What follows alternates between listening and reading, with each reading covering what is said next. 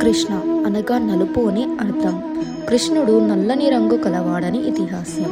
ఇంకా ఈ పేరుకు అనేక వివరణలు ఉన్నాయి.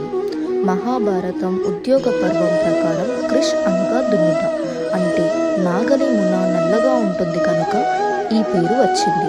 భూమిని దున్ని సస్యశ్యామలం చేసేవాడు కృష్ణుడు. వ్యవసాయానికి ప్రాముఖ్యతను తెలిపే వేరు. వల్లభ సాంప్రదాయం బ్రహ్మ సంబంధ మంత్రం ప్రకారం పాపాలను నాశనం చేసే మంత్రం కృష్ణ. చైతన్య చరిత్మృతంలో చెప్పిన అర్థం ప్రకారం మహాభారత వాక్యం ఆకర్షించేవాడు కృష్ణుడు. సచ్చిదానంద స్వరూపమును సూచించినది అని ఆదిశంకరాచార్యుడు వివరించాడు. ఇంకా కృష్ణుని గోవిందుడు, గోపాలుడు, వాసుదేవుడు వంటి అనేక నామాలున్నాయి. జగన్నాథుడు, విఠోబా వంటి పేర్లు కొన్ని ప్రాంతాలలో లేదా సంప్రదాయాల్లో ప్రాచుర్యం కలిగి ఉన్నాయి.